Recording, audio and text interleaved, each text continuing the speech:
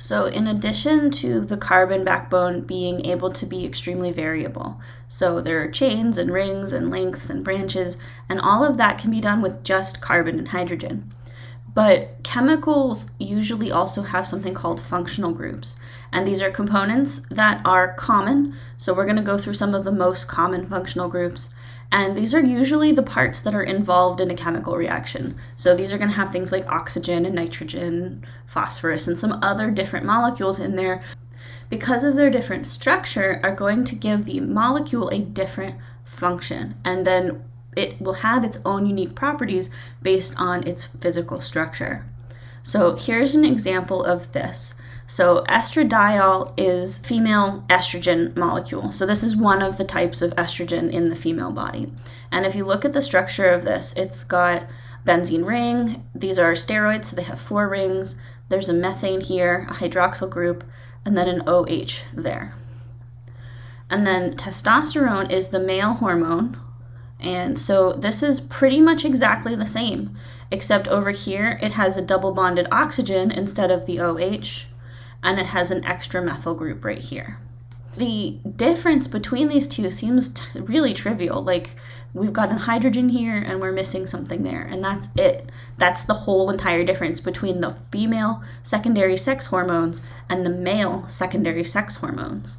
Testosterone in the female body actually gets turned into estrogen, so we actually start with testosterone and then make estrogen. It does that by literally cleaving off this group and adding a hydrogen. So you can see how even a minuscule change in the structure, so literally just changing 2 functional groups, right, this is 1 and this is 2, will give this a completely different function and end up with a completely different sex presentation or gender expression. Now we're going to go through several different functional groups, and this is a majors class, so I do expect you to learn all of these. This might be a situation where you would want to make some flashcards. So I'm going to go ahead and highlight the things that I want you to know about each of these. So hydroxyl is the name of this one, and I want you to know the chemical formula. So a hydroxyl group, this line here just means that it's attached to a carbon. So this might be carbon attached to an oxygen attached to a hydrogen. And then this right here is my hydroxyl group. So the line just means that we're attached to some other organic molecule. These are typically called alcohols. So for each of these, if it has a compound name, you should know them. So here's an example over here. This is ethanol, and it's got the hydroxyl group on here. And this is going to be polar. So the OH group here on the end is going to have a polar covalent bond, and it's going to form a polar end. Our next functional group is called carbonyl, and this looks kind of similar, only it is a carbon double bonded to an oxygen. And so you can see here in my carbon, I have 1, 2, 3, 4 bonds. 2 of those are to a carbon skeleton, and then 2 of them over here to the oxygen.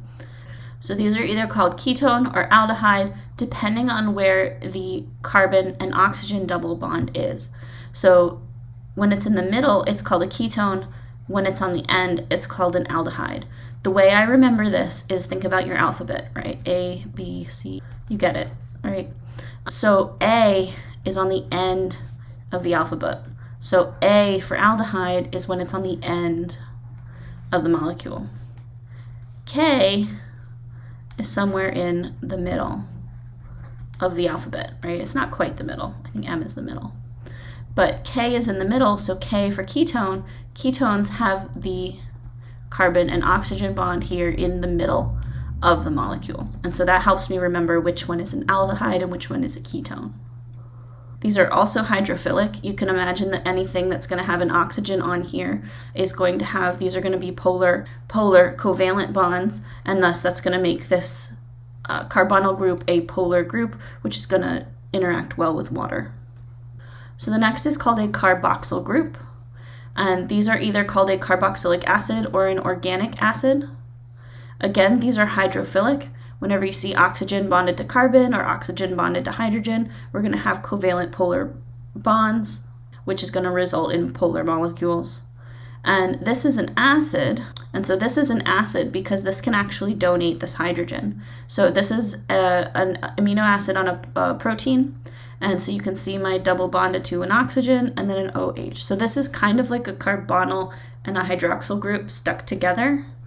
And what happens is this hydrogen can pop off and we can end up with COO minus and H plus. So now I have increased the concentration of hydrogen in this solution, which is going to decrease the pH and make this more acidic.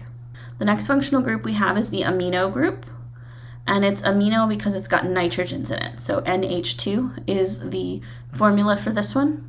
This is typically called an amine, and it is also hydrophilic because the nitrogen is more electronegative than the hydrogen, so this is going to also have those polar covalent bonds and make this a polar molecule. Amine group is going to act like a base. So this is, again, an amino acid. So you can actually see there's a carboxyl group over here. In a solution, this amine group can actually grab this hydrogen and stick it on here, resulting in NH+. And so now this hydrogen has been removed from the solution, which is going to reduce the concentration of hydrogen ions, thus increase the pH.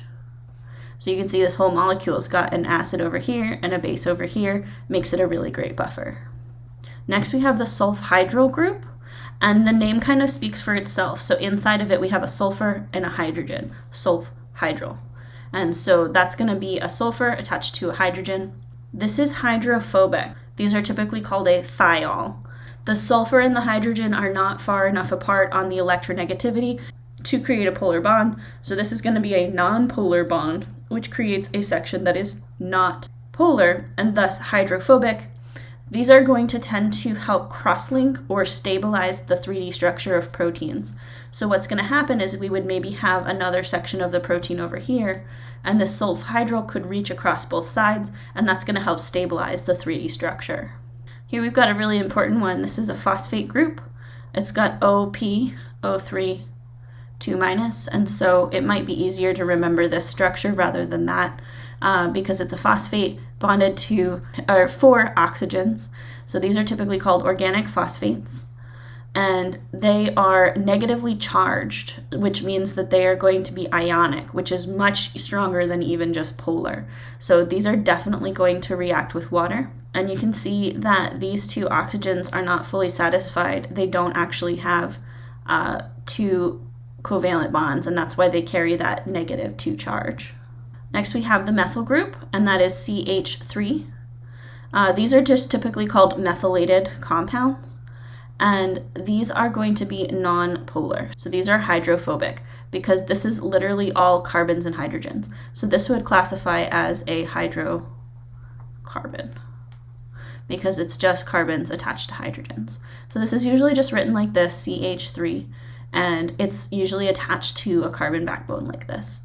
And this is going to affect the shape of, you already saw the sex hormones between the testosterone and the estrogen. It also affects genes. So if there is a methyl on a gene group, it can actually turn off that gene so that gene does not get transcribed and then expressed. All right, we would be remiss to move on without talking a little bit about ATP, which is everybody's favorite energy currency molecule. ATP is how we store energy, and it's really quick storage. We put energy into this molecule, and then we break a phosphate off, and we release that energy. And so when ATP reacts with water, it actually can sever a phosphate group. So you can see that this has 3 phosphate groups on here, so those are functional groups, and then the adenosine would be the carbon backbone. What happens is these phosphates, remember, they had a -2, and so these are bound, so these would be -1, -1. So these actually have negative charges. Try putting 3 negatively charged functional groups really, really close together like this. They don't really like it. They're going to repel each other just like magnets would. And so these are what we consider high energy bonds. So inside of these bonds, there's a lot of potential energy because they don't want to be next to each other. They want to break apart because they're going to be at a lower energy level once they break apart. It takes a lot of energy to put highly negative things together. and not much energy to pull highly negative things apart. So you can see when this reaction happens is now we're left with adenosine diphosphate. Di means 2, just like tri here means 3. So now we've got 2 phosphates, and this is an inorganic phosphate. And we just illustrate this as Pi. So this would be the phosphates attached to my oxygens, but it's not attached to a carbon skeleton, and so we call it inorganic now. As soon as I stick it on another carbon skeleton, I can call it organic again. And so this is going to release energy, and this is going to be really, really important throughout the whole semester. We're going to talk about using ATP as a source of energy. This is also a really awesome reversible reaction. So you can put energy into this reaction and take ADP and turn it back into ATP, and then you can use that energy later down the line to do more biological work.